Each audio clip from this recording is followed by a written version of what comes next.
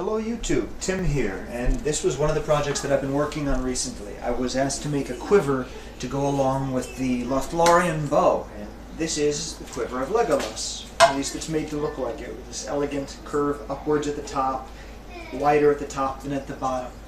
My initial thought was to try and use the same foam core PVC that I had tried to use before for a lot of my other quivers initially. The problem is the foam doesn't soften, and so I wanted to flatten it to get that sort of effect where it's narrower at the top or wider at the top, and I thought that would work, but no matter how I would heat it, nothing good happened. The next thing I tried was ABS pipe. This is also a fairly large diameter pipe. It's much lighter than the PVC, even than the foam core, so this is very light, good stuff. Very nice for doing straight tube quivers. I like it, especially if you line it to get rid of the noisiness factor.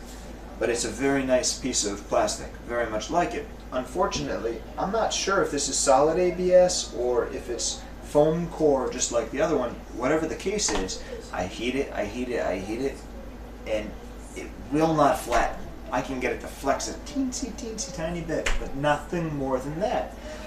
What was the problem? I really can't say. I don't know, and as far as I'm concerned, they were both failures. So I tried a third material that I knew I could get to work. That was cardboard. I took the cardboard, I cut out a long rectangular strip. I then rolled it up at an angle to make the top end wider than the bottom. After that, I cut the top at an angle like so, and then I sprayed it down with multiple coats of clear coat and paint. That soaks right into the cardboard to stiffen the cardboard, give it a little bit more body and rigidity, which is just what I wanted. Also makes it a little bit heavier, again not super important, but that's what I wanted. After that, I then lined the inside and the outside with pleather. So that's why that's like so.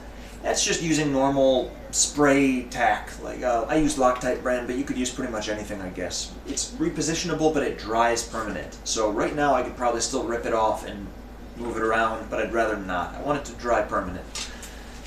I lined the top with a bit of twine, and then I did a design. The design that's, characteristic of the Legolas quiver. Unlike a lot of the other quivers, what I typically do on them is I make 2 holes at the top, 2 holes at the bottom, and then I feed in loops of paracord from top right to bottom left and vice versa.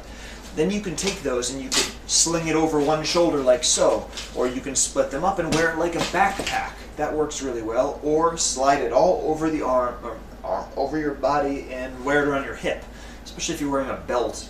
At least for me, it just sits right on top of the belt and you don't even need a clip or anything. It works great in all 3 of those arrangements.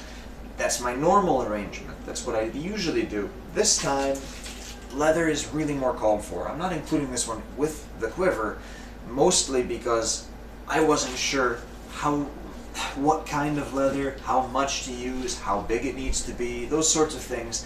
And rather than fuss with that myself, it's so much easier just to make it so that the customer can go ahead and do it themselves. I cut slots that are wide enough for my belt, which is fairly wide, and one at the top and one at the bottom. As you can see, I can wear it easily over one shoulder. That's very comfortable. If you wanted to wear it over the head, crosswise, I'm a little bit wide. So yes, I can grab the arrows, I can functionally use the quiver, but it's not very comfortable. I would really need to go ahead and punch one more hole here, get an extra, say 2 inches. That would be perfect. Then it could ride just right.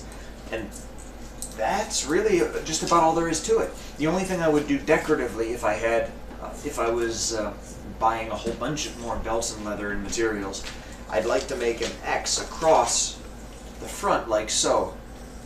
Doing that really brings it to completion. The only thing I'm going to do beyond right now where you see it here is clear coat the entire thing. The burgundy pleather that I used, which I also sprayed a little bit of Kona brown on. It's nearly indistinguishable in color, but I just mellowed it out a little bit, made it a tiny bit less reddish, a little bit more brownish.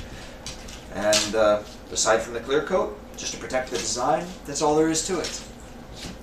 Legolas quiver for the Lothlorien bow. Hope you liked it, YouTube. Thanks for watching.